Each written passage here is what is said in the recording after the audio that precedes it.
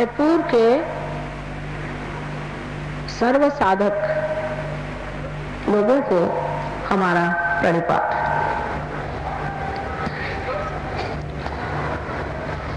साधक वही होता है जो कुछ साध लेता है।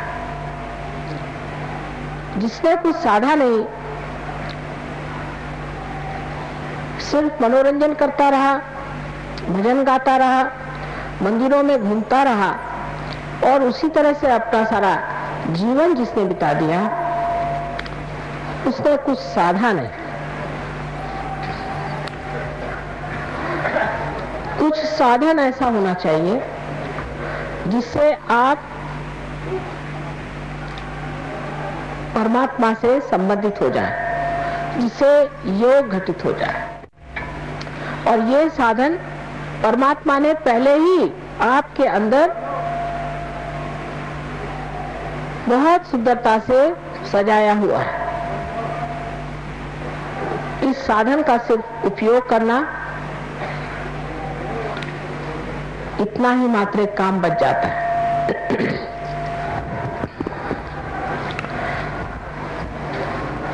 हमारे अंदर जो सूक्ष्म चक्र हैं, उसके अंदर या उनके अंदर हर चक्र पे एक एक देवता विराजमान है। हम गणपति को मानते हैं, लेकिन हम ये नहीं जानते कि गणपति हमारे अंदर भी विराजमान है।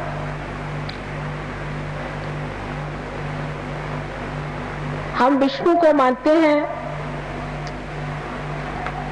लक्ष्मी विष्णु दोनों को ही मानते हैं, लेकिन ये नहीं जानते कि वे हमारे अंदर विराजमान है। अभी जगदम्बा का जो भजन कहा गया, वो जगदम्बा भी हमारे अंदर विराजमान है। कल आपसे मैंने नाभि चक्र के बारे में बताया था। उस नाभि चक्र के चारों ओर जब ब्रह्मा ने सृष्टि की तो भवसागर तैयार हो गया, और इस भवसागर में धर्म की स्थापना करने के लिए अनेक महापुरुषों ने आदि गुरु से लेकर के आज तक जन्म लिए हैं, जिनके 10 तत्व हैं। ये 10 तत्व हमारे मानव धर्म को बांधते हैं। ये मानव धर्म हमारे अंदर जैसे कार्बन के अंदर 10 वैलेंसी होती है, उसी प्रकार होते हैं। और ये सत्पुरुष सदगुरु अनादि काल से हमारे अंदर इस धर्म को सुसज्जित करते हैं, जिसका पालन हमें करना चाहिए। लेकिन मनुष्य अपने अहंकार में या किसी गलत फहमी में पड़ करके धर्म को अधर्म बना देता है। इसीलिए आज हमको धर्म में बहुत विकृति नजर आती है, और हम लोग ये सोचने लग जाते हैं कि धर्म नाम की कोई चीज नहीं और परमात्मा नाम की कोई चीज नहीं है। धर्म हमारे ही अंदर स्थित है। उसका अनेक प्रकार के से हम लोगों ने इन अवतरणों में परिचय पाया। जैसे श्री रामचंद्र जी ने शबरी के झूठे बेर खाए थे। श्री रामचंद्र जी सूर्यवंश के पुरुषोत्तम थे। एक शबरी जो कि बूढ़ा हो गई, उसने अपने दांत से कुरेज करके जो बेर तैयार किए थे उसको इतने प्रेम से खाया। इसमें बड़ा भारी धर्म निहित है, और वो धर्म ये है कि प्रेम परमात्मा को सबसे ज्यादा प्रिय है। जिस मनुष्य के हृदय में प्रेम नहीं है, वो मनुष्य परमात्मा के दरवाजे पर आ नहीं सकता। और जिसके हृदय में प्रेम है, उसके लिए परमात्मा सब कुछ भूलकर उनके गले लिपट जाते हैं। जैसे सुदामा जी अपने साथ चूड़े ले गए थे, किस प्रेम से उसे उन्होंने खाया। हम लोग अनेक तरह के व्यवहार करते हैं खाने के मामले में, लेकिन ये नहीं सोचते कि जिस आदमी ने प्रेम से हमें कुछ खाने को दिया, वो चाहे कोई भी हो, वो प्रेम का पुजारी जो है यही परमात्मा स्वरूप है। तो धर्म का स्वरूप जो है वो है प्रेम। लेकिन आजकल धर्म में झगड़े, कोई कहेगा कि माँ का धर्म प्रेम है, तो ये झगड़े क्यों होते? सारे संसार में जितने भी ये सद्गुरु आए हैं, ये सब एक पेड़ पर आने वाले अलग अलग समय पर फूल है। वो एक ही जीवन के पेड़ पर आए थे और पनपे थे, लेकिन जब हम उन्हें तोड़कर ये हमारा और ये हमारा, उनके मरने के बाद जब जिंदा रहते तो उनको सताते हैं, और अगर सताते नहीं तो उनका जो सताना है उसे देखते हैं। सारे साधु संतों को हमने सताया, अगर सताया नहीं है तो कम से कम जिस वक्त तो इतने तकलीफ में थे, हमने किसी ने तब नहीं कहा कि भाई क्यों साधु संतों को सता रहे हो। किसी ने उनको एक गिलास पर पानी तक नहीं दिया। ये साधु संत इस दैवी पेड़ के फूल हैं। अब उनको तोड़ करके ये मेरा फूल है, ये तेरा फूल है, मेरा फूल तेरे से उत्तम है, से तो फूल मर गए। उस मरी हुई चीज को लेकर के आज हम झगड़ा कर रहे हैं। जो फूल एक बार परमात्मा के आंगन की शोभा थे, वो आज झगड़े का कारण हो गए।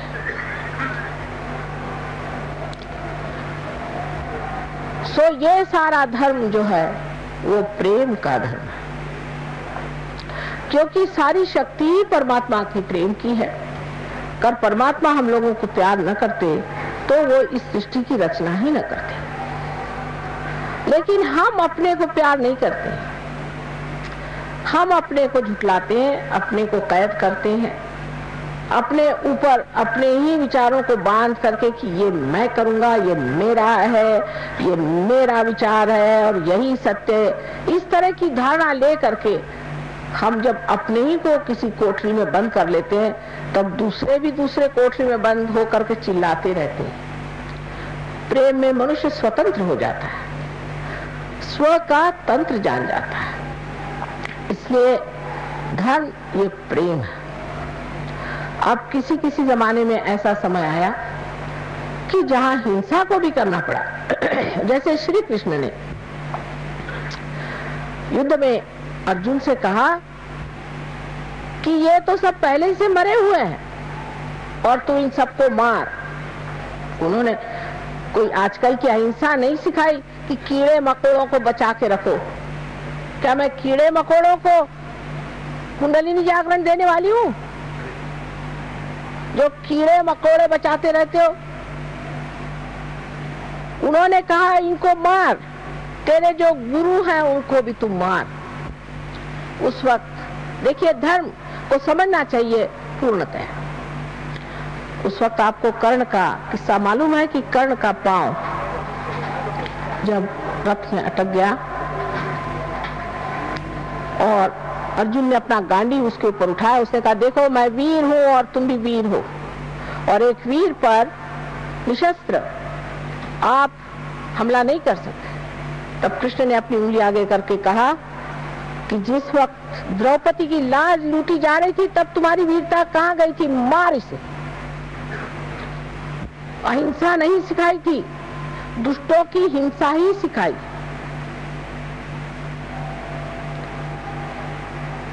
हम तो दुष्टों की तो अहिंसा करते हैं और भले लोगों की हिंसा करते हैं।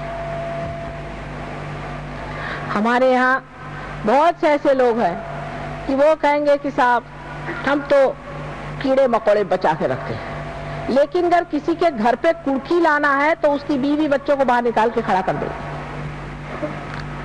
उसका अगर अपमान करना है तो उसको कर देंगे, बेचारा अकेला कमाने वाला को उसको जेल भेज देंगे एक छोटे से रुपयों के पीछे।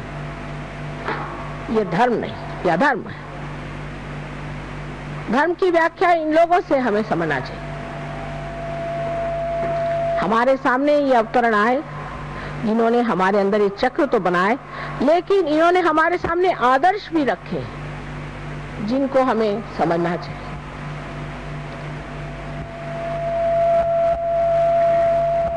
अब जो चक्र धर्म के बाद हमें जानना है वो है जगदम्बा का चक्र, जिसका अभी गायन हुआ था। जगदम्बा जो है वो इस हृदय चक्र में बीचों बीच बैठी हुई। ये हृदय चक्र 12 पंखुड़ियों से बना हुआ। जब बच्चा 12 साल तक का होता है तब तक जगदम्बा, क्योंकि उसका नाम भ्रमरंबा भी है, आप जानते हैं कि वो भ्रमर बनाती है। इन भ्रमरों को अपनी जो सीने पर हड्डी है उसमें बनाती है। इसे अंग्रेजी में एंटीबॉडीज कहते हैं। ये 12 साल तक वो बना के तैयार कर देती है, और जब कभी किसी बच्चे पर कोई आक्रमण आता है तो ये भ्रमर उससे लड़ाई करते हैं, झगड़ते हैं। 12 साल बाद ये भ्रमर सारे शरीर में फैल जाते हैं। लेकिन जैसे कि हमारे ऑल इंडिया रेडियो है, उसी प्रकार ये जो हड्डी है, इस हड्डी से ही उनको आदेश जाते हैं कि अब यहाँ लड़ो, अब ऐसे हमला करो, कुछ जरूरत है और इधर से लोग भेजो। ये हमारे अंदर होने वाले सारे आक्रमणों से लड़ते रहते हैं और कभी कभी हताहत भी हो जाते हैं। ये चक्र विशेषकर औरतों का ज्यादा पकड़ा जाता है, क्योंकि उनका विश्वास ये नहीं होता कि हमारी माँ जगदम्बा है, सर्वशक्तिमान, सबका पालन करने वाली, सबका तारण करने वाली जगदम्बा हमारी माँ है। पति ने जरा सा डांट दिया या कहीं कुछ चीज डर की बता दी तो औरतें डर के बैठ गई। जिस देश में पद्मिनी जैसी वीरांगना हो गई, उन वीरांगनाओं का आपके सामने स्वयं आदर्श है, वो तो जीवित आदर्श है इतिहास में। लेकिन आजकल की औरत जो है बड़ी डरपोक है और उसे आदमी भी जरूरत से ज्यादा दबाते हैं और उसकी परवाह नहीं करते। उस वक्त उसका ये चक्र पकड़ जाता है और उससे ब्रेस्ट कैंसर की बीमारियां ज्यादातर होती हैं। ये चक्र आदमी में भी पकड़ जाता है। जब पकड़ जाता है तो वो डरपोक हो जाता है, बहुत डरता है और छोटी छोटी बात में उसे डर लगता है, झिझक लगती है, हाथ उसके थरथराते हैं, पैर उसके थरथराते हैं, किसी भी काम में पड़ता है तो डरते रहता है। जगदम्बा ये शक्ति है। ये देखिए उस जगह बैठी हुई है जहाँ पर कि भवसागर में से लोग भक्तगण ऊपर आना चाहते हैं तो देवी उनकी रक्षा भी करते हैं और उनको मदद करके ऊपर खींच लेते हैं। आप जानते हैं कि देवी ने अनेक बार इस संसार में जन्म लिया। आपके राजस्थली में भी उन्होंने सती रानी बनकर थोड़ी सी देर के लिए चमक दिखाई, और यहाँ के राजा लोग सभी शक्ति के पुजारी हैं। ये सब होते हुए भी एक तरह की भीरुता, डर मनुष्य में बैठा हुआ। सत्य को डर नहीं होना चाहिए। जो आदमी सत्य पे खड़ा होता है वो किसी से डरता नहीं। सारे संसार के सामने सम्मुख होकर के वो जो सत्य बात है उसे कहता है। 1970 में मैंने मुंबई में एक बहुत बड़े जहांगीर कावस जी हॉल में जितने भी राक्षसों ने जन्म लिया है उनका सबका नाम और उनका पहले का नाम सब बताया। किसी ने न मुझ पर केस करी और ना ही कोई मेरे ऊपर आफत लाए। एक साहब ने कहा माँ आपको गोली से उड़ा देंगे। मैंने लाओ तो सही, कौन गोली मारने वाला है, मैं देखती तो हूँ। थर थर थर थर कांप उठेंगे। ये माँ की शक्ति होते हुए भी हम लोग इस कदर कायर और डरपोक हो गए। इसकी वजह ये भी है कि वीरता को हमने जाना नहीं, शूरता को हमने समझा नहीं और सत्य का हमने मान नहीं रखा। असत्य पे चलने वाले लोग डरपोक होते हैं। माँ सत्यवान लोगों की ही पूजा करती है और उन्हीं को संभालती है और उन्हीं की रक्षा करती है। तो ये विश्वास रखना चाहिए कि हमारे ही अंदर श्री जगदम्बा का जब स्थान है उसे हम जागृत कर लेंगे। अनेक बीमारियां इस चक्र के खराबी से होते हैं। उसके जो राइट साइड में आप देख रहे हैं चक्र है, इसे हम राइट हार्ट कहते हैं। ये चक्र यहाँ राजस्थान में बहुत पकड़ता है। ये श्री राम का चक्र है। श्री राम का चक्र है जो कि पुरुषोत्तम है। एक तो लोग जो सरकारी चीजों से बहुत डरते हैं उनका ये चक्र बहुत पकड़ता है क्योंकि पुरुषोत्तम श्री राम ये एक आदर्श राजा थे और उनको जो लोग मानते हैं उनको किसी भी गवर्नमेंट से डरने की क्या जरूरत है। जब उनका साम्राज्य बैठा हुआ है तो गवर्नमेंट से डरने की कौन सी जरूरत है। वो मर्यादा पुरुषोत्तम थे। उसी तरह से अगर आप अपनी मर्यादाएं में रहें तो कोई भी गवर्नमेंट आप पे आंच नहीं ला सकती और वो आपको पूरे तरह से रक्षित रहने के लिए समर्थ है। इस चक्र को पकड़ने से मनुष्य को आस्मा की बीमारी हो जाती है। अब ये चक्र है पिता का, क्योंकि श्री रामचंद्र जी हमारे पिता स्वरूप है। ये पिता का है। अगर किसी पिता का अपने बच्चे से बिगाड़ हो गया या किसी बच्चे का अपने पिता से बिगाड़ हो गया या किसी तरह से पिता का जो स्थान है वो रिक्त हो जाए, जैसे कि बचपन में ही पिता की मृत्यु हो जाए या पिता के तरफ से कोई भी तकलीफ हो या पिता बच्चे को उच्छृंखल बना रहा है, उसको बुरे रास्ते पर डाल रहा है, तब ये चक्र पकड़ता है। उससे आपके अंदर अस्थमा की बीमारी हो जाती है। ये बीमारी ठीक हो सकती है, लेकिन इसका ये मतलब नहीं कि आप सब अस्थमा वालों को मेरे पास लाइए। इसका मतलब है कि कुंडलिनी को जागरण करके पहले ये चक्र ठीक करें। जैसे कुंडलिनी जब उठती है तो किसी किसी की इतनी सुंदर कुंडलिनी होती है कि एक क्षण में उठकर जम जाती है और उसके बाद उनको कोई बीमारी ही नहीं आती। एक तो ये हुए। उसके बाद दूसरे ऐसे लोग होते हैं कि जिनकी कुंडलिनी उठती तो है पर बार बार गिर जाती। ऐसे लोगों को कुंडलिनी बार बार उठा करके जगाना चाहिए, क्योंकि ये कुंडलिनी की जो शक्ति है यही आपका इंजेक्शन, यही आपकी दवा, यही आपका धन्वंतरी, यही आपके डॉक्टर, यही सब कुछ है। अगर ये शक्ति आपके अंदर बहेगी नहीं तो हमारे हाथ कैसे चलेंगे। और तीसरे लोग हैं जिनकी की कुंडली जमी बैठी है, वो उठती ही नहीं। ऐसे लोगों को ठीक करना कठिन जाता है। श्रद्धावान लोग जो होते हैं, जो कहते हैं हाँ थोड़ा सा हमारा फर्क आ गया, ठीक हो रहा है, उन पे कुंडली नहीं चलती। बहुत से लोग हैं, हमने बहुतों को ठीक किया, बीमारियां ठीक करी, लेकिन हमने देखा ये कि उनमें से बहुत कम लोग सहयोग में उतरते हैं। आपको सोचना चाहिए कि परमात्मा जो है वो भी समझदार है और ऐसे दीप क्यों जलाए जो प्रकाश न दे। ऐसे दीप को जला के फायदा क्या, समय बर्बाद करके, कि जो सिर्फ अपनी तंदुरुस्ती ठीक करने आते हैं। ऐसे बहुत से पहलवान भी हैं जो मेरे पास आते हैं कि माँ हमें शांति दो। क्या तंदुरुस्ती ठीक होने से सब कुछ हो जाएगा? फिर एक चक्र ठीक होगा, फिर दूसरा खराब होगा। आज एक बीमारी होगी, फिर कल दूसरी होगी। रात दिन मैं क्या यही करती रहूं? एक तो पूर्व पुण्याई भी चाहिए और नम्रता भी चाहिए। बहुत से लोग ऐसा भी सोचते हैं कि जब वो सहज योग में आते हैं तो हमारे ऊपर वो उपकार करे जा रहे हैं। ये नहीं समझते कि हमारा ये अहोभाग्य कि आज हम आए, हमारी कुंडली जागृत हुई और हमने इसे प्राप्त किया। जब मनुष्य ये समझ लेता है तभी परमात्मा उसे स्वीकार करते हैं, न कि अहंकारी मनुष्य को कि हाँ भाई हम तो खास करके इसीलिए आए, जैसे कि आप हमारे ऊपर उपकार कर रहे हैं। उपकार परमात्मा का हमारे ऊपर है, उनके ऋणी होना चाहिए, उनको धन्यवाद देना चाहिए कि प्रभु हमें ये समय दिया कि हम इस चीज में आए, अब हम तुम्हारे दरवाजे आए।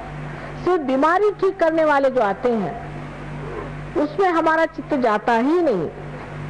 हाँ, यह है कि जैसे ही कुंडलिनी का जागरण हो जाता है और जब कुंडलिनी उठ जाती है तो जो जो बीमारियां जैसे कल मैंने आपको बताई और जो ऊपरी बीमारियां हैं ये सब ठीक हो जाती, लेकिन वो कुंडलिनी को जमाना पड़ता है, थोड़ा अभ्यास करना पड़ता है। और ये भी बात सही है, जैसे मिसेस पड़दल ने कहा, बात सही है कि इनको अंजाना का ट्रबल था, 10 मिनट में ठीक हो गए, लेकिन ये जीव और है। इनके सारे खानदान को मैं जानती हूँ, उसमें से ये एक जीव अलग, उसे मैं क्या करूं? कोई फल है जल्दी पक जाता है और कोई पकता ही नहीं और कोई सड़ा ही होता है। इसलिए कुंडलिनी का जागरण करके उसे कहाँ रोकना चाहिए, किस तरह से उठाना चाहिए, कौन सी चक्र में दोष है, क्या चीज करनी चाहिए, ये थोड़ा सा समझ लेना चाहिए। और जब कोई आपको कोई बताता है उसी प्रकार आप करें, समझदारी से। अब उससे ऊपर जो चक्र है, जिसे कि हम कंठ में श्री कृष्ण का चक्र, इस जगह श्री कृष्ण जो गोप गोपियों के साथ खेला करते थे, वो बराबर बीचों बीच। अब तो आजकल ऐसे भी बुद्धिमान निकल गए कि वो कहते हैं कि जिन्होंने गीता बताई वो कृष्ण अलग और जो कृष्ण जो गोप थे वो अलग, और पता नहीं कितने उनके और तरीके बनाएंगे। ये जो कंठ है, इस कंठ में 16 है, क्योंकि उनकी 16 कला आप जानते हैं, 16 पंखुड़ियां हैं। इसे विशुद्धि चक्र कहते हैं, मैंने एकदम विशुद्ध, क्योंकि योगेश्वर है। योगेश्वर को कुछ चिपकता नहीं है, तो आप उनकी कहानियां जानते हैं कि वो साक्षात योगेश्वर है, उनको कुछ चिपकता नहीं, बिल्कुल विशुद्ध आत्मा। और जब विशुद्ध पे आप आ जाते हैं तो सारी चीज नाटक जैसे दिखाई देती है और आप साक्षी होकर उसे देखते हैं। कोई चीज आपको चिपकती नहीं, आप साक्षी होकर के देखते हैं कि ये तो ड्रामा चल रहा है। क्योंकि आप जिस पानी में या भवसागर में फंसे हुए अपने लहरों से डर रहे थे, उससे उठकर के आप नाव में बैठ गए, आप लहरें देख रहे हैं। ये साक्षी स्वरूपत्व आपने अंदर आ जाता है। जैसे ही साक्षी स्वरूपत्व आ जाता है तो आप सारी सृष्टि को एक साक्षी होकर के देखते हैं और आप पर किसी चीज का असर नहीं आता। दूसरी बात यह है कि जो प्रश्न है आपके, उसका हल इससे बाहर निकलने पे ही होता। जब तक आप उसमें उलझे हुए हैं, आपके प्रश्न कभी ठीक हो ही नहीं सकते। उससे जब आप बाहर निकल आते हैं, तभी आप इस प्रश्न को ठीक कर सकते हैं।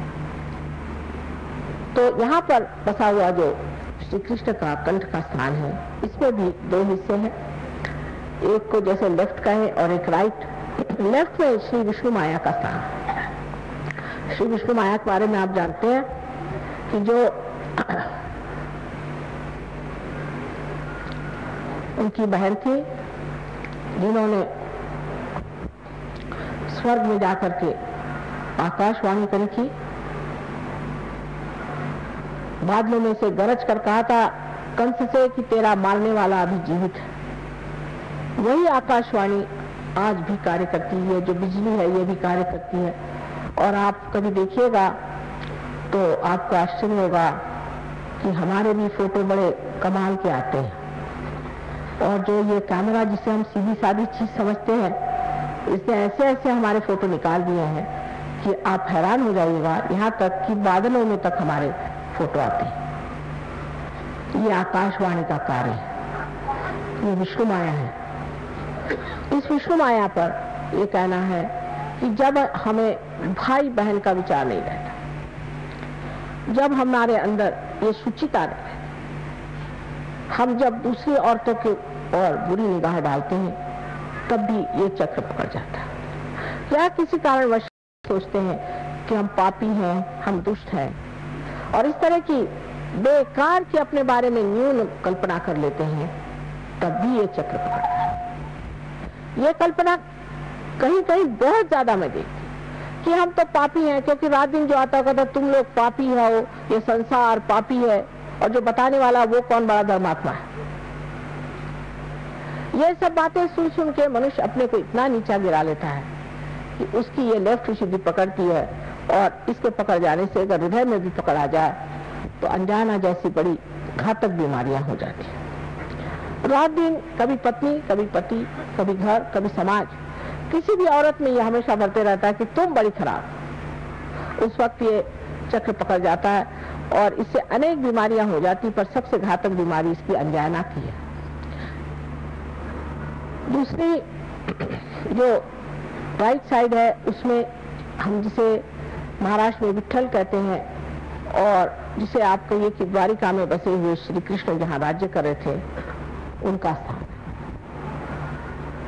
तो जब गोप गोपी बन के यहाँ रहते थे तब उनका बीचों बीच स्थान है, और जब वो राज कर रहे थे द्वारिका में तो उनका राइट, और जब लेफ्ट में आप देखते हैं तो उनकी जो शक्ति स्त्री है वो उनकी बहन है।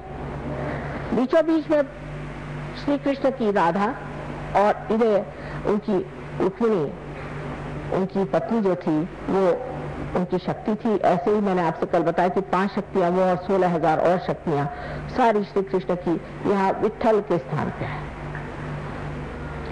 लेकिन इसमें भी इतने दोष आ गए कि विट्ठल की मूर्ति पंढरपुर में उनका साक्षात हुआ, जैसे आपके गोविंद महाराज की यहाँ मूर्ति आई है स्वयंभू। उसके बाद लोगों ने वहां पे अपना धंधा शुरू कर दिया, और एक एक महीना मुंह में तंबाकू डाल के विट्ठल विट्ठल विट्ठल करते हुए पैदल जाते थे। अब तंबाकू जो है ये कृष्ण के विरोध में, उनको बिल्कुल तंबाकू नहीं पसंद। जो लोग तंबाकू खाते हैं उनका ये चक्र खराब हो जाता है, या जो तंबाकू पीते हैं उनका ये चक्र खराब हो जाता है, और इसीलिए उनको कैंसर की बीमारी होती है। इसका इलाज है आप अजवाइन की धुनी मुंह में लें, अजवाइन का पत्ता जला करके और उसकी बीड़ी फूकें, श्री कृष्ण उससे खुश रहते हैं। दूसरा इसका इलाज है कि आप मक्खन को दूध में या पानी में, गर्म पानी में डाल के उसे पिए, उनको मक्खन बहुत पसंद है।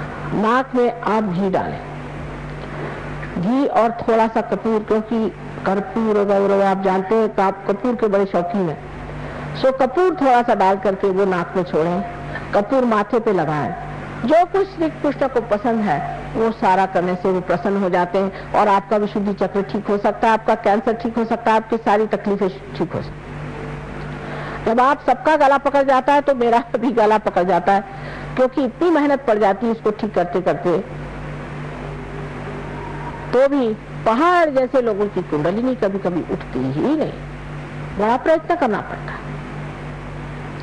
खासकर विशुद्धि चक्र पे ये 3 ऐसे पेंच बैठे हुए हैं। उसमें से ये कि जो लेफ्ट विशुद्धि है, अगर मंत्र वगैरह किसी गलत गुरु से लिए है और बक रहे हैं उसको सुबह से शाम तक, तो वो मंत्र भी पकड़ जाता है। इन सब चीजों के लिए उसका इलाज सहयोग में हरेक का मंत्र रूप भी है, आसन रूप भी है, और भी कुछ उसके साथ में थोड़ा बहुत जैसे पानी, जल या चीनी, इस तरह की चीजें दे करके किया जा सकता है।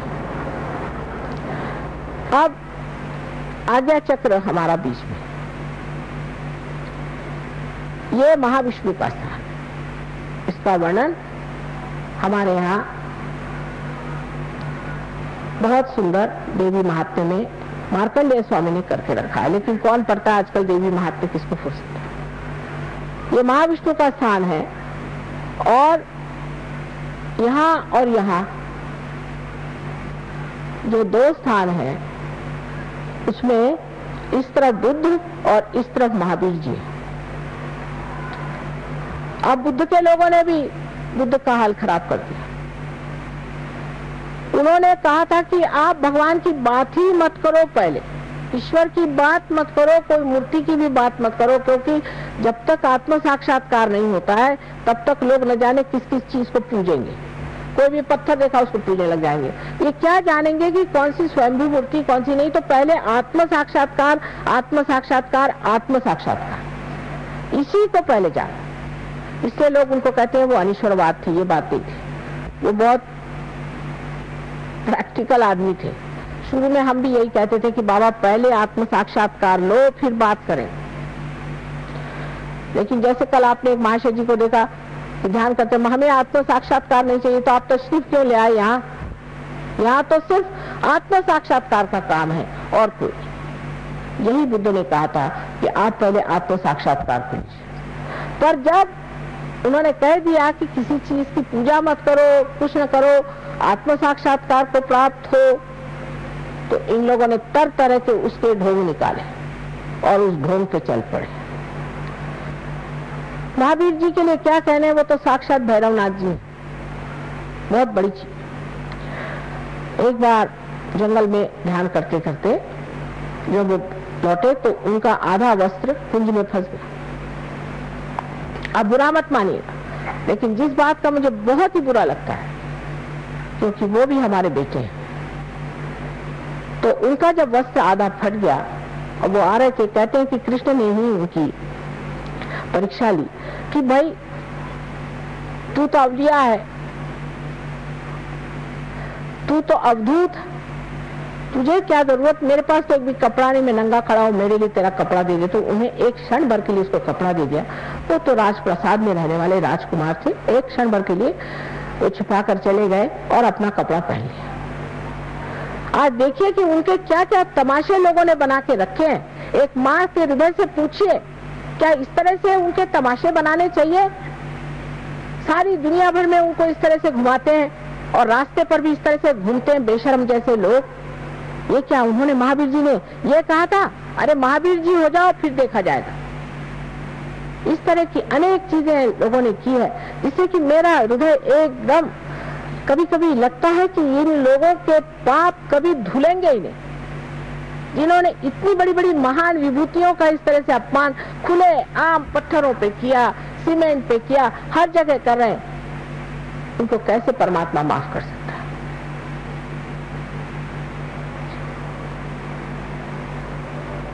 नेमिनाथ जी ने जिस वक्त में श्री कृष्ण के साथ, उनके वो भाई, चचेरे भाई थे नेमिनाथ जी, जो कि तीर्थंकर थे, उनको उपरति हो गई।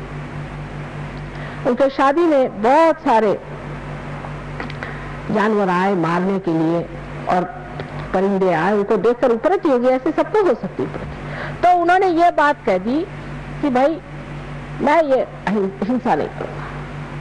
लेकिन अब जो कीड़े मकोड़ों को भी बचाते बैठते हैं, ये कोई उन्होंने कहा था क्या? कहां से कहां आप लोग पहुंच जाते हैं। कम से कम जो सही बात है उसको सीखना चाहिए। मैंने बहुत सारे जैन मुनियों से बात करी कि भाई जो महावीर जी ने कहा ध्यान करो, वो क्यों नहीं करते? ये सब मंदिर मंदिर बनाते हो। तो कहने लगे कि माँ इसलिए कि ध्यान करने से शुद्र सिद्धि आ जाती है, इसलिए। मैंने कहा देखो भाई, शुद्र सिद्धि आती है तुम्हारे अंदर, ठीक बात है, लेकिन अब हम तुमको सहयोग से असली ध्यान लगाएंगे। आप पहले ध्यान करो। अब बहुत से जैन लोग सहयोग को समझ रहे हैं कि महावीर जी का जो कहना है वही माता जी का है, और जो बुद्ध ने कहा वही काम माता जी, जो सच्चा दरबार कहते वो ये। और बेकार की चीजों में अपना पैसा, अपना सारा चित्त बर्बाद कर देना ठीक है। अब तीसरे यहाँ ईसा मसीह, ये ईसा मसीह का खून हम लोग पहनते हैं, समझ लीजिए। अब ईसाइयों का तो और गधापंथी क्या बताओ आपसे, महागधे लोग हैं, इनसे तो बात ही नहीं कोई कर सकता। इनसे बढ़ के तो कट्टर लोग कोई है ही नहीं। हम लोग सोचते हैं कि मुसलमान कट्टर है, कम से कम वो दिखाई देते हैं, ये तो छिपे हुए कट्टर लोग हैं और महागधे हैं। इन्होंने कभी ईसा को समझा नहीं।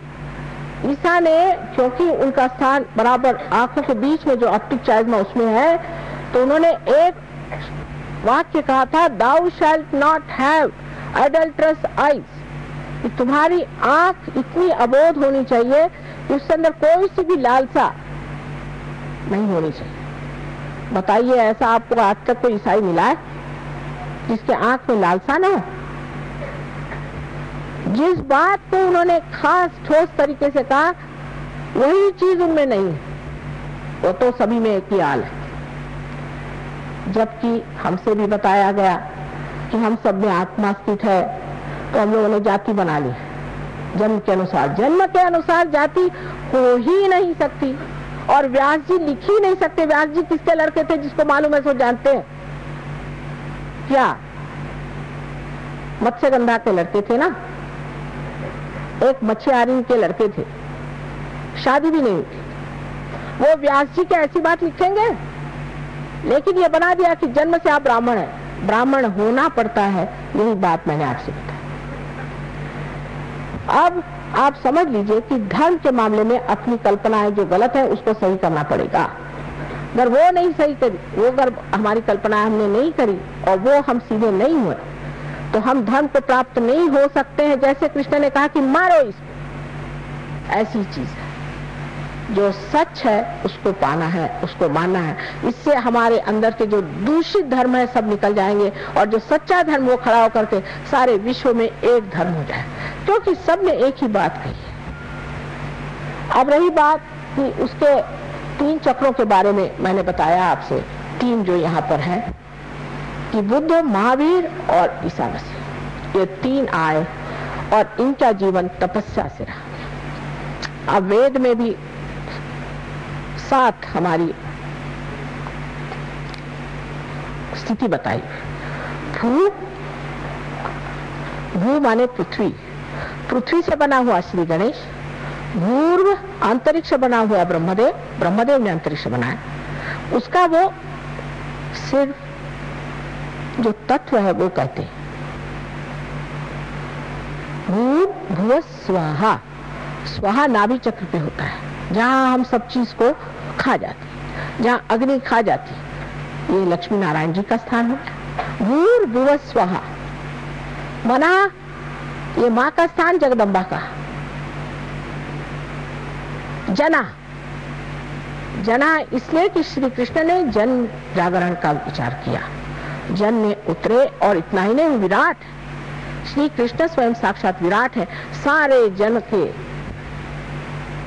अंग प्रत्यंग उनके अंदर है, इसलिए वो जन।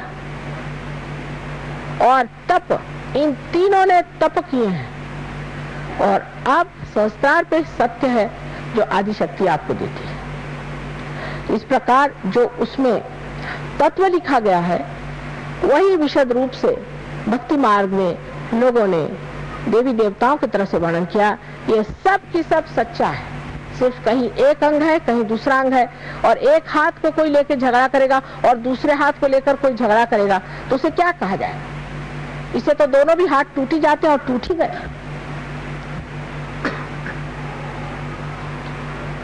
साकार निराकार का भी झगड़ा बिल्कुल बेकार। अब सिर्फ सत्य पे आप आइए, आप समझ जाएंगे कि निराकार में साकार कैसे है और साकार में निराकार कैसे। ये समझने की बात है। लेकिन हम सत्य को वर्ण करेंगे और सत्य के सिवा मां हम किसी को नहीं जानेंगे, ये कहना चाहिए। आज चक्रों को किसी तरह से थोड़ा बहुत बताया है, सहस्त्रार पे कहने पर बहुत कुछ कहना पड़ेगा, लेकिन इतने थोड़े टाइम में हम आज आपको थोड़ा सा आत्मा के बारे में बताएं। आत्मा हमारे अंदर जो है वो परमात्मा का प्रतिबिंब सब लोग कहते हैं, जिसे हम लोग सदाशिव कहते हैं। सदाशिव है, वो कभी भी अवतरण नहीं लेते। उनका जो प्रतिबिंब हमारे अंदर है वो आत्मा है। और उनकी जो शक्ति, इच्छा शक्ति है, जिसे हम आदि शक्ति कहते हैं, उनका प्रतिबिंब हमारे अंदर कुंडलिनी है। इस कुंडलिनी का और इस आत्मा का जब मेल घटित होता है तभी योग घटित होता है। ये एक घटना है, ये होना पड़ता है। ये कोई सिर्फ बात नहीं कि आपको सर्टिफिकेट दे दिया, हाँ आप पार हो गए, सर पे आप लगा घूमिए, साहब हम तो आत्म साक्षात्कारी हैं, हम फलाने हैं, हम ढिकाने, इससे नहीं। जब ये घटना घटित होती है तो आत्मा का प्रकाश आपके चित्त में आ जाता है। चित्त में आत्मा में आने से, जैसे अभी डॉक्टर साहब ने मेरे आते आते कहा कि आप माँ के सामने आते ही माँ आपके बारे में जान जाती, क्योंकि मेरा चित्त जो है वो अगर आलोकित है तो मैं सब आपके बारे में जानी जाऊं। अगर मेरा चित्त अगर चारों तरफ है और उसमें अगर आलोक है तो उसमें मैं जानी जाऊंगी कि आप क्या। जब आपका चित्त आलोकित होगा तो आप भी जान जाइएगा कि सत्य क्या है। जैसे एक आदमी बहुत बढ़िया प्रवचन देते हैं, बहुत अच्छा भाषण देते हैं और काफी नाटक भी कर सकते हैं और लोग सब उनके ऊपर बिल्कुल क्या गुरु महाराज। पता हुआ कि जेल से अभी छूट के आए 10 महीने पहले। ऐसे रोज ही क्या आपको, आप जरा अंदर आ जाइए, क्योंकि वो क्या हो रहा है, डिस्टर्ब हो जाता है। अंदर आ जाइए। बच्चों को भी कहे इधर से आ जाओ, झांकने की कोई जरूरत नहीं। तो इस तरह के रोज के अनुभव आते हैं कि आज एक बाबा जी आए, कल दूसरे बाबा जी आए, वो इतना रुपया लेके चले गए, वो आए वो इतना हमारे से धन धाने ले गए। सारे आजकल तो जैसे कुछ पता नहीं इनकी कहीं से, जैसे कि बरसात में मेंढक बोलते हैं, इसी तरह से बाबा जी लोग आजकल सब जगह बोला करते हैं। आज भी हमने देखे कि इनके एक बाबा जी, उनके एक बाबा जी, जिस गांव में जाती नए नए बाबा जी सुनाई देते। तो आत्मा से ही आप जान सकेंगे कि ये आदमी सच्चा है या झूठा है, क्योंकि ये संपूर्ण तत्व है, एब्सोल्यूट जिसको कहें। उसमें दो चीज नहीं, वो केवल है, उसमें दो चीज नहीं है। जैसे कोई आदमी है, उसको हमने देखा, ऊपर से हम कहे न कहे, लेकिन हम जान गए कि क्या जो जान गए सो ही सही है। आप कहेंगे कि साहब ये कैसे? क्योंकि जो जानने वाला है वो आत्मा है, वो केवल ज्ञान जानता है, केवल ज्ञान, वो अज्ञान नहीं जानता। और केवल ज्ञान में वो बराबर बता देगा कि ये चीज ऐसी है, माने वो सत्य स्वरूप है, एकदम आपके सामने साक्षात हो जाएगा। शुरुआत में तो आपको जरूर है कि अपनी उंगलियां हाथ पे देखना पड़ेगा कि चक्र कहाँ पकड़ रहे हैं, कौन सा इनका चक्र पकड़ रहा है, इनको कौन सी तकलीफ है, ये वो देखना पड़ेगा। बाद में ये करते करते अभ्यास से आप इतने माहिर हो जाएंगे कि देखते से आप बता देंगे। अब बहुत से लोग आते हैं, भाई तुम्हारा कोई गुरु नहीं? मेरा कोई गुरु नहीं। अरे भाई दिखाई दे रहा है तुम्हारे पेट में कुम्हला रहा है, लेकिन बोले नहीं मेरा कोई गुरु नहीं। अरे है, बता दो नाम तो जल्दी ठीक हो जाएगा। वो बताएंगे नहीं गुरु का नाम। अरे मेरा भी समय बर्बाद करो, अपना भी बर्बाद करो, इतना बड़ा हमें काम करने का सारे विश्व का, छोटी छोटी चीज में लोग अटक जाते, क्यों नहीं उससे छुटकारा पाते? इस तरह से जब आप अपने सत्य को जानते हैं तो आश्चर्य होता है आपके अंदर। आप देखते हैं कि मेरे अंदर भी ये कैसा दोष आ गया, ये कहां से आ गया। जैसे आज एक लड़की से हम बात कर रहे थे कि भाई तुम्हारे लिवर की शिकायत है और तुम इतनी छोटी लड़की, बहुत जो आदमी सोचता है उसको लिवर की शिकायत हो जाती। क्या तुम तला हुआ खाना बहुत खाती? नहीं, मुझे अच्छा ही नहीं लगता। तो मैं पैदा हुई तभी से मुझे। क्या तुम्हारी माँ शराब पीती थी? नहीं, शराब नहीं। बाप मेरे शराब पीते थे। तो मैंने देखा यह है कि शराबी बाप का बच्चा जो होता है उसका लिवर बचपन से ही खराब होता है। तो आप पहले ही वरदान बच्चे को दे देते, उसका लिवर पहले ही बचपन से ही खराब होता है, पैदा होता है तभी से उसको जॉन्डिस हो जाएगा। अगर बाप शराबी है तो, अगर बाप का लिवर खराब है तो, माँ का लिवर खराब है तो बच्चे का भी लिवर खराब हो जाएगा।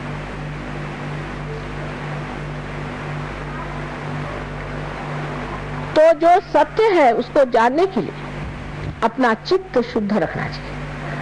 अब उसका ये मतलब नहीं कि आप चित्त को धोते बैठिए, लेकिन जब आप ध्यान करते हैं तो आप निर्विचार में आ जाएंगे। जब आज्ञा चक्र से कुंडली में ऊपर उठ जाएगी आप निर्विचार हो जाएंगे। ये जो विलंब का स्थान है इसको बढ़ाते जाना चाहिए, ये निर्विचारता बढ़ाती जानी चाहिए। उस वक्त आप शांत चित्त हो जाते हैं, आप में शांति आ जाती है। जिस वक्त शांति होती है तभी कोई वृक्ष बढ़ता है। जिस वक्त आप निर्विचार होकर ध्यान में आ जाते हैं तो वृक्ष ठीक से बढ़ता है और प्रगति होती है। हर तरह का सत्य आप जान जाइएगा। हमारी तो बात छोड़िए, हम तो जानते ही हैं, लेकिन सहयोगी भी जो है वो कहते हैं माँ पता नहीं कैसे हमको लगा कि इस दुकान में जाए यही मिल जाएगी, तो वहां चीज मिल गई। हमको लगा कि इस रास्ते पे चले जाए, वहां एक सहयोगी बैठा हुआ था, उसने कहा भाई मैं तुम्हारा इंतजार कर रहा था, देखो यहाँ पे एक आदमी हमारा है रिश्तेदार बीमार पड़ा, चल। कहीं कुछ ऐसी छोटी छोटी होती, इतनी बड़ी बड़ी बातें हो जाती हैं कि बड़ा आश्चर्य होता है। और सत्य को आप तत्व पे जानते हैं कि तत्व कहाँ खराब है। जैसे कि पेड़ है, पेड़ को अगर आपको तो उसका पत्ता खराब हो गया है तो आप पत्ते को नहीं ठीक कर सकते, आपको उसके जड़ में उतरना चाहिए, उसके तत्व में उतरना चाहिए और तब पेड़ ठीक हो जाता है। इसी प्रकार तो पहले तो आपको ये ज्ञात हो जाता है, विद हो जाता है, आपके उंगलियों पर विद हो जाता है, आप वेद को जान लेते हैं कि ये सत्य क्या है। दुनिया भर का ज्ञान आपके अंदर आ जाता है। अभी हम महाराष्ट्र में गए थे, बैलगाड़ी में जाना पड़ता है कि, तो बैलगाड़ी वाला आदमी उससे बातचीत शुरू करी, तो हमने कहा तो कबीर बैठा गाड़ी चला रहा होगा। अरे हमने कहा सबने तुम्हें जाना कैसे? कहीं माँ ये सब अंदर ही था ना, तो आपने लाइट दे दिया हमारे अंदर, तो हमने सब जान लिया। बात तो सही कह रहा हूँ ना? और मैंने कहा बिल्कुल सही कह रहे हो, कमाल है तुम्हारी। तुकाराम कौन सी यूनिवर्सिटी में गए थे? ज्ञानेश्वर जी कौन सी यूनिवर्सिटी में गए थे? वो अवतरण तो थे नहीं, लेकिन क्या ज्ञानी लोग थे। ये ज्ञान कहाँ से आया? ये हमारे ही अंदर सारा असल ज्ञान, जो केवल ज्ञान अपने अंदर है, उस ज्ञान को तब आप प्राप्त करते हैं। ये आपकी आत्मा की ज्योत है, जो जलने से आप प्रकाश में सांप को सांप देख सकते हैं और रस्सी को रस्सी देख सकते हैं। अनेक है इसकी चीज, अब इसको अभी बताने का इतना समय नहीं। तो ये सत्य है और चित्त भी है। आत्मा चित्त क्या है कि सामूहिक चित्त है। जैसे कि विराट के शरीर में आप अंग प्रत्यंग है, उस अंग प्रत्यंग को ये मालूम नहीं कि वो विराट के शरीर में। जब उसका आत्मा जागृत हो जाता है तो वो जानता है कि मैं विराट के शरीर में घूम रहा।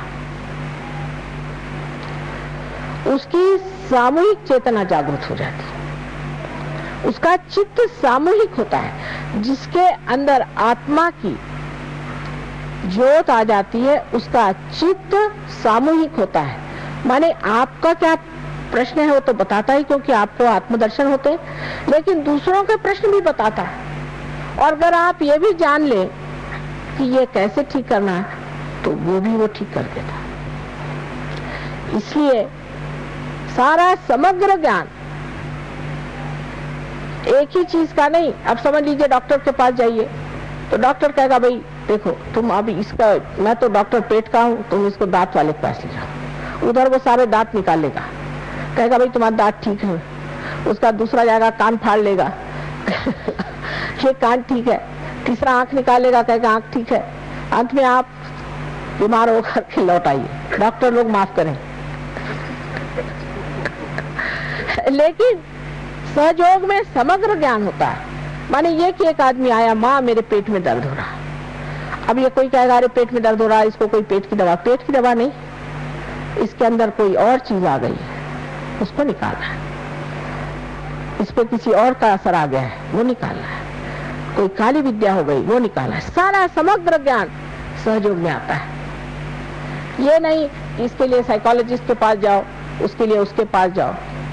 ये तो बच्चे हैं, अभी तो इन्होंने कुछ जाना ही नहीं। जो केवल ज्ञान है वो आपके अंदर है, और छोटे छोटे बच्चों को तक मालूम रहता है। छोटे छोटे बच्चे भी इस केवल ज्ञान को जानते हैं।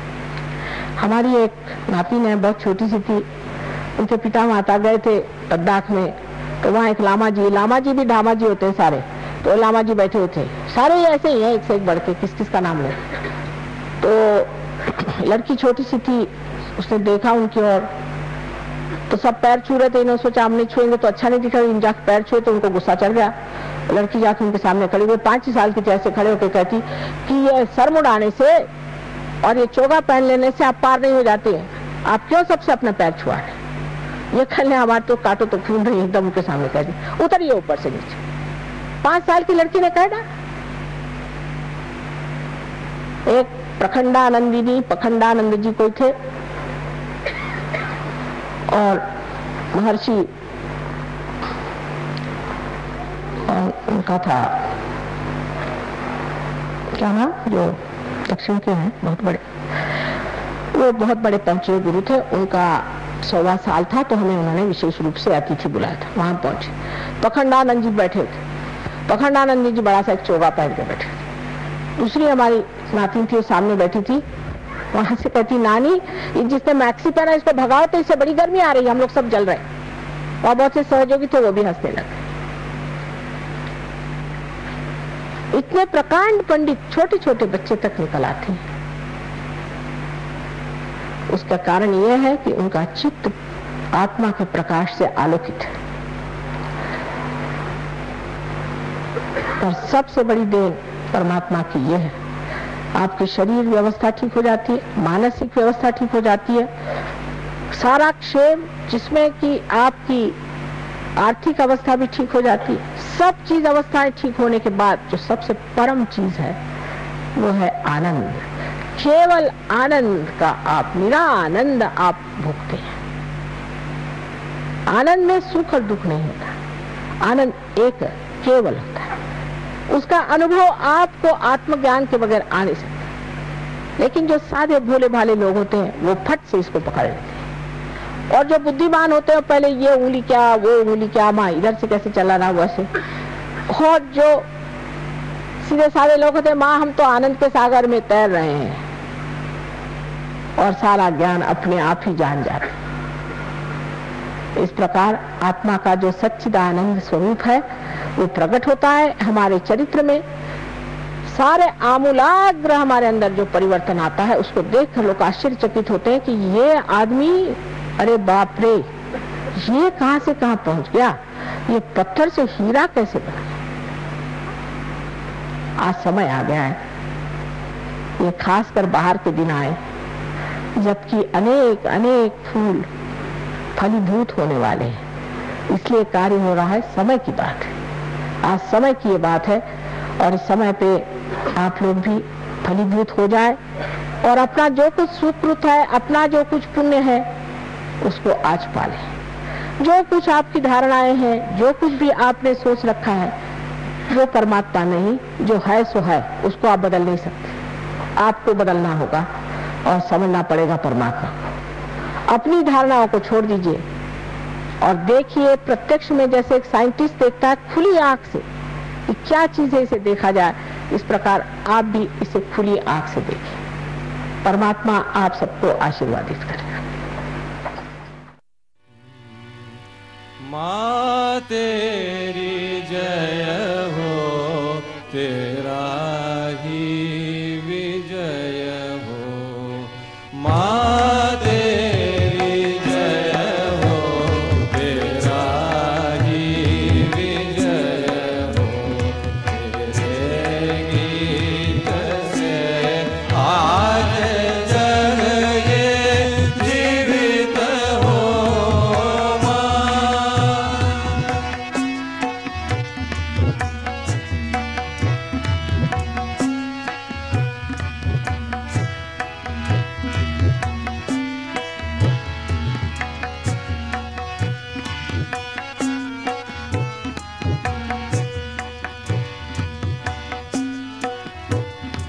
तेरे गाँव के खेत भीगा रहे हैं, तेरे गाँव के खेत भीगा रहे हैं। तेरे आज नगरों में जय जय की धूम है।